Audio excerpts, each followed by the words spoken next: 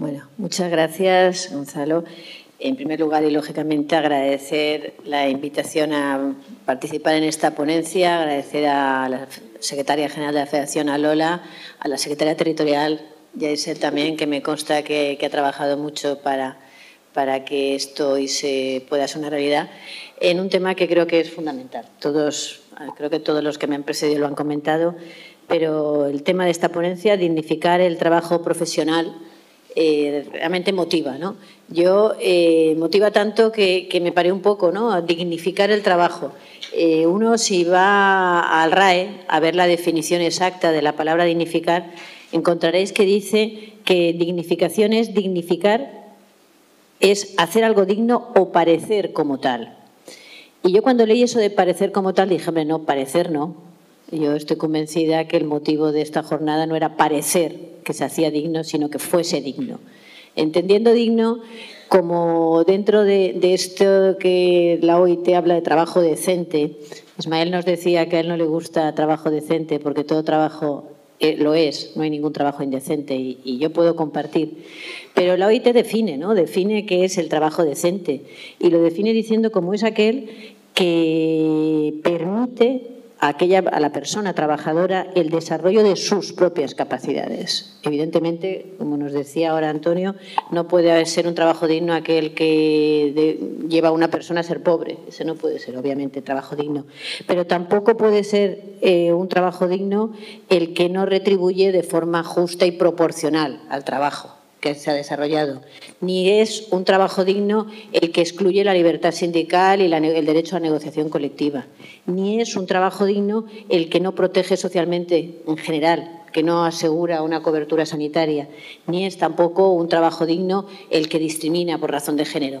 Todos esos conceptos los define la OIT y por eso yo, insisto, felicito la celebración de estas jornadas que se centran en el sector de la hostelería, pero que realmente entran también en esa celebración del Día Mundial de la Jornada del Trabajo Digno que celebra la OIT el próximo 7, la jornada anual, y que creo que es bueno que de vez en cuando nos paremos. El día a día y la lucha del día a día nos lleva siempre al trabajo concreto, pero hay que parar y reflexionar y estas grandes palabras de trabajo digno luego se concretan en el día a día y en nuestras actuaciones.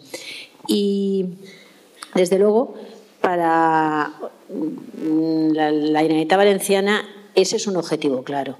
Yo creo que la presencia aquí hoy del presidente de la Generalitat Valenciana ya lo dice por sí sola. Que el presidente haya venido, aunque haya tenido que irse corriendo, pues iba a Madrid, pero que haya querido venir a estar con vosotros un rato para certificar esas palabras, el derecho de los trabajadores a tener unas condiciones dignas, creo que eso ya os deben decir que ese ha sido uno de los objetivos importantes del Gobierno de la Generalitat Valenciana desde que estamos ejerciendo nuestras competencias. Yo voy a centrarme en la parte, obviamente, en la parte que yo llevo, que es la parte de trabajo. Después vendrá el secretario autonómico y hablará de la globalidad, de cómo es imposible hablar de un turismo de calidad y de un turismo del siglo XXI sin que lo acompañen profesionales del siglo XXI y, por tanto, profesionales retribuidos correctamente y con unas condiciones de trabajo correctas.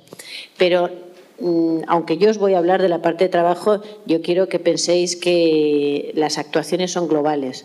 El presidente ha hablado de unas actuaciones de empleo, la necesidad para ayudar a estabilizar ese empleo, porque hay dos problemas claros en el sector de hostelería para los trabajadores. Antonio los decía, los ha resumido. En primer lugar, la precariedad, tanto en la contratación como en la eventualidad, como el tipo de contratos, y en segundo lugar el tema de la prevención de riesgos laborales. Esos han sido los dos objetivos que desde la Dirección General de Trabajo hemos intentado trabajar desde el inicio: luchar contra la precariedad y promocionar la cultura preventiva.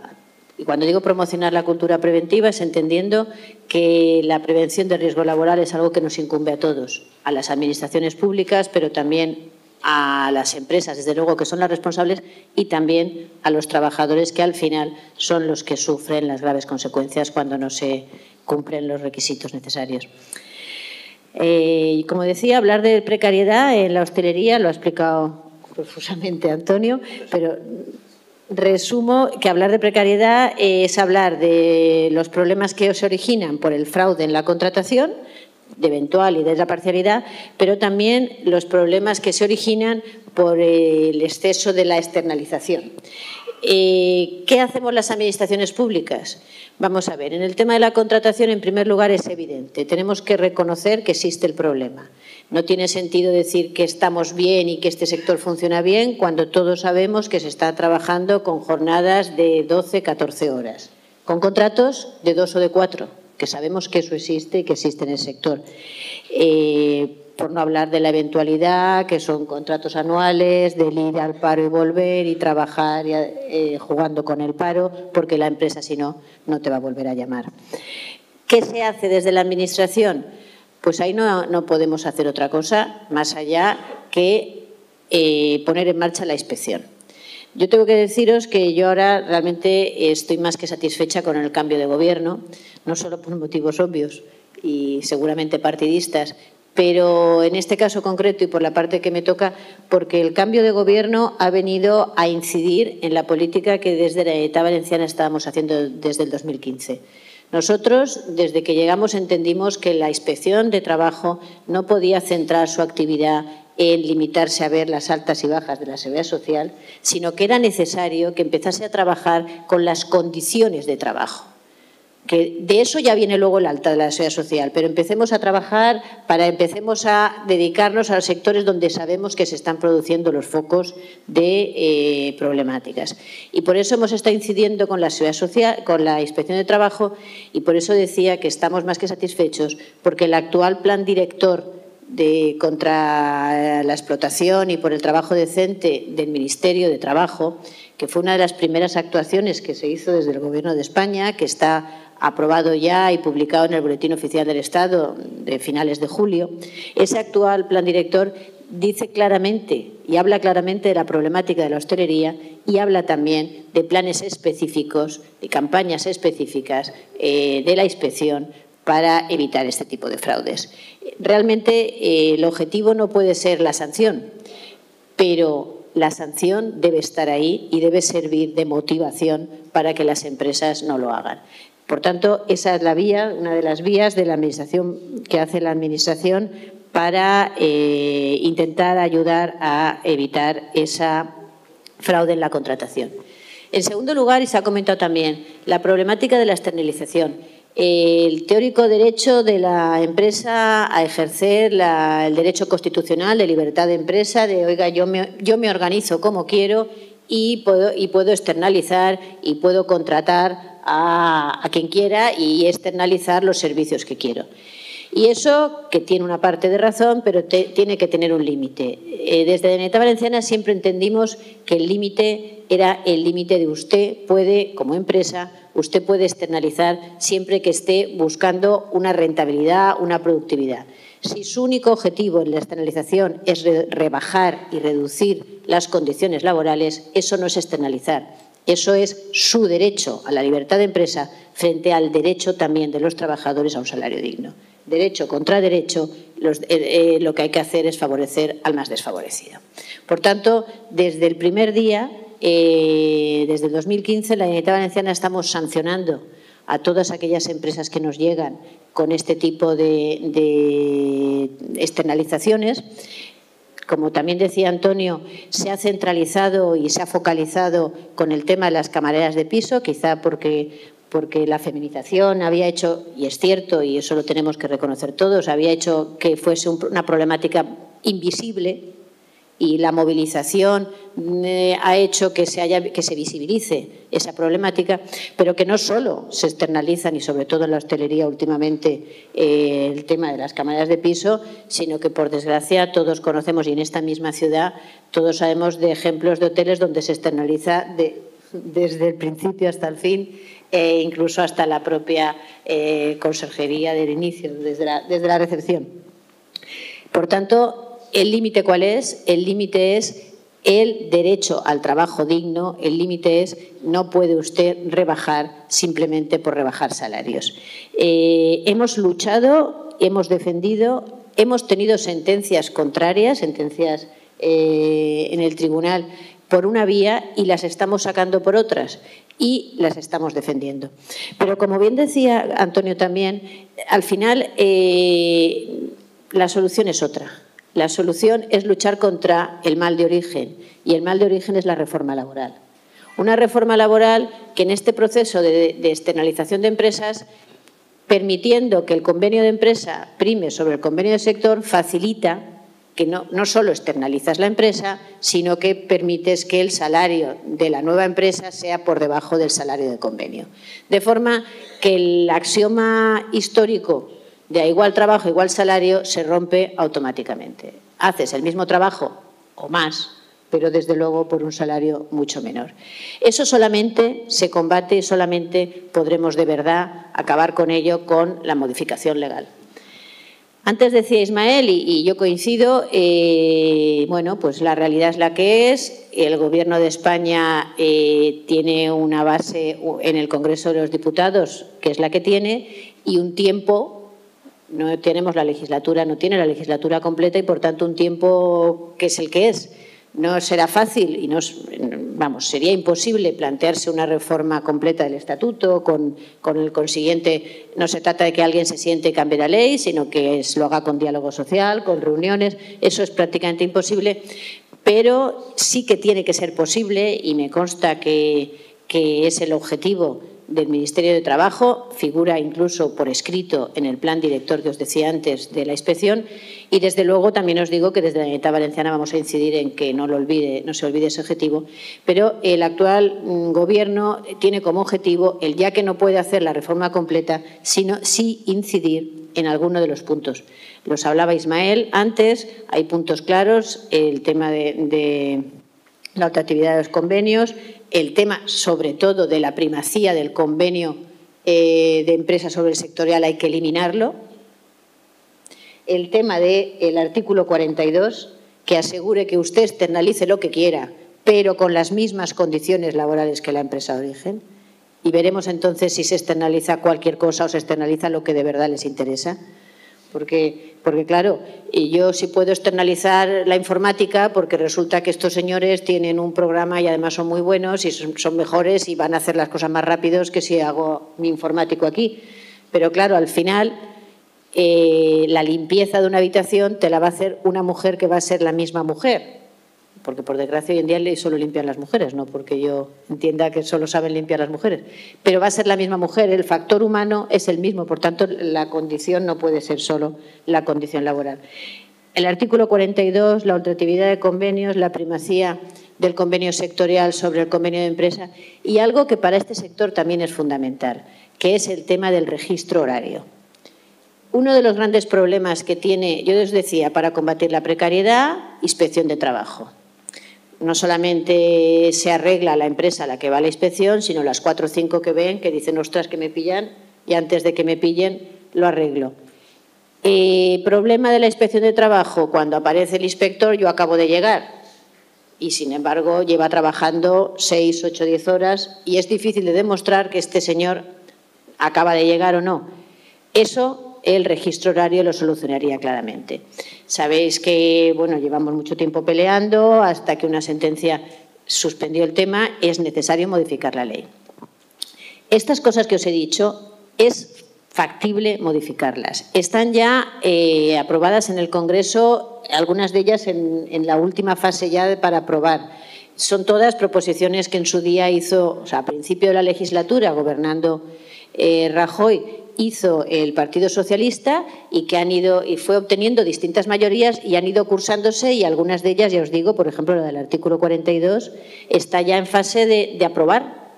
Está en fase de aprobar. Otras están un poco más bloqueadas por la mayoría de la derecha que bloquea en el Parlamento, pero aún así yo creo que esas son factibles de en poco tiempo poder aprobarse y eso supondría avance sustancial para dignificar el empleo, sobre todo en este caso de este sector. Y luego yo os decía que el segundo gran objetivo de la Consellería, de la Dirección General de Trabajo, era el de la promoción de la cultura preventiva en el sector. Mirad, Nosotros deciros que desde la Generalitat Valenciana y en concreto de la Dirección General de Trabajo estamos muy alarmados con el tema de la prevención de riesgos laborales. Ayer mismo fue un día negro. Ayer hubo 4 accidentes con 6 personas, 6 trabajadores, en este caso hombres los 6, graves y uno de ellos fallecido. Eso fue ayer. Hoy me han comunicado también otro accidente, que yo sepa no hay ningún fallecido. Pero tenemos unas cifras de siniestralidad en la Comunidad Valenciana, se nos han disparado por encima de la media.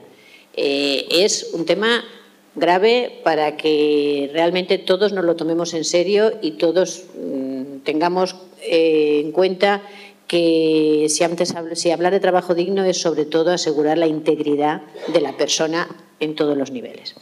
Pero claro, esto es que os digo es en general para todos los sectores, pero yo ahora también os voy a dar algunas cifras.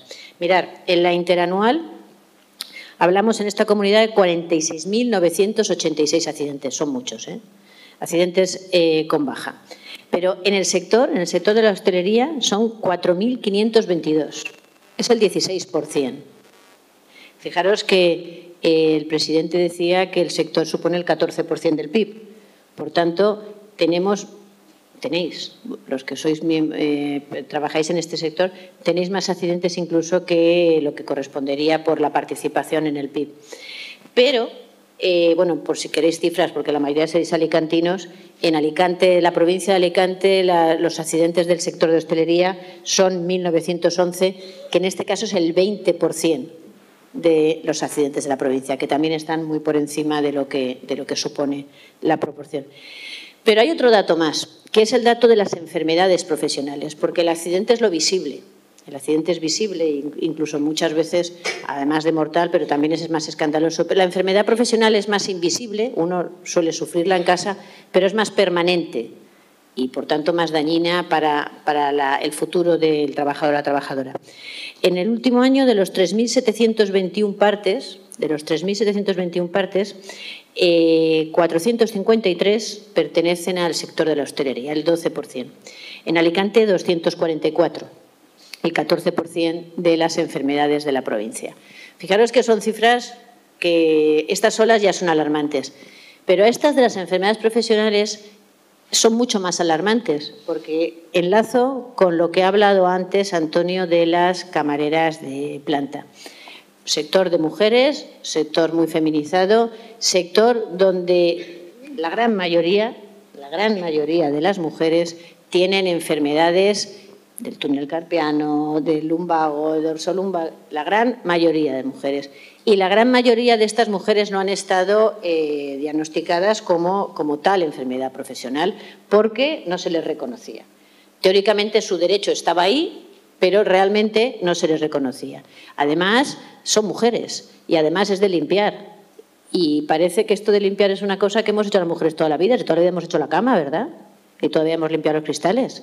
Claro, es que una cosa es limpiar un cristal y otra cosa es limpiar, hacer este ejercicio durante 8 horas, todo el rato. Agacharse, a coger la cama, a empujar el carrito con los 100 kilos, etcétera, etcétera, etcétera. Pero eso es difícil de reconocer y desde luego los médicos no lo reconocían. Yo por eso aquí me quiero parar también en esa mesa de la calidad del empleo de la hostelería que comentaba antes Antonio, en la que yo también pertenezco representando a la Generalitat Valenciana, porque yo interrumpí mis vacaciones en el mes de agosto para acudir a esa mesa y la verdad es que lo hice gustosa. Es que creo que es un acuerdo histórico y tenemos que repetirlo mucho, porque conseguir, y tengo que deciros qué costó, que los que estamos ahí, incluido empresarios, Antonio es testigo, incluido empresarios, acabáramos todos reconociendo no solamente esas enfermedades profesionales, la definición expresa, sino también el compromiso del Gobierno de iniciar estudios para ampliar enfermedades profesionales por la parte más baja de la espalda, que también se reconoce que tienen. El compromiso de esa guía de prevención de riesgos laborales para esa categoría concreta, que es una categoría que, insisto, está muy invisibilizada, a pesar de que existía y siempre ha existido, pero está muy invisibilizada. Deciros que esa guía de prevención ya se han empezado los trabajos la semana pasada se empezó en el Instituto Nacional los técnicos a trabajar. Y deciros también que por la parte que me toca, de la parte valenciana, nosotros también estamos satisfechos del trabajo previo, porque evidentemente esto no surge porque sí, esto surge desde luego por el trabajo de los sindicatos, de los trabajadores y trabajadoras del sector que se han reivindicado, pero también algunas administraciones hemos apoyado desde el principio. Y yo en ese sentido quiero deciros que luego se hablará de Baleares. Me consta que el Gobierno balear ha trabajado este tema también mucho tiempo, pero deciros que desde la Generalitat Valenciana hemos tenido un compromiso grande también con el tema. Hemos tenido un compromiso grande desde el año 17, tan grande como que esa mesa de economía que se creó, de economía para el trabajo decente en la hostelería, que se creó en el Ministerio fruto del diálogo social, surge después de la creación de una mesa similar en esta comunidad desde finales del año 16.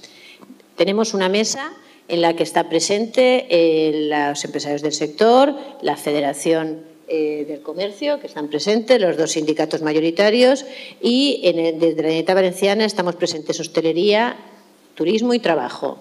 Vendrá el secretario autonómico Colomer y la Consellería de Economía, y desde esa mesa, fruto de esa mesa también surgió el compromiso de hacer un estudio en el INVASAT. El INVASAT es el Instituto de Seguridad y Salud de Accidentes de la Generalitat Valenciana, y se ha realizado durante el año 17 e inicios del 18, se realizó un estudio donde se visitaron 192 hoteles, no uno ni dos, 192 hoteles de esta comunidad.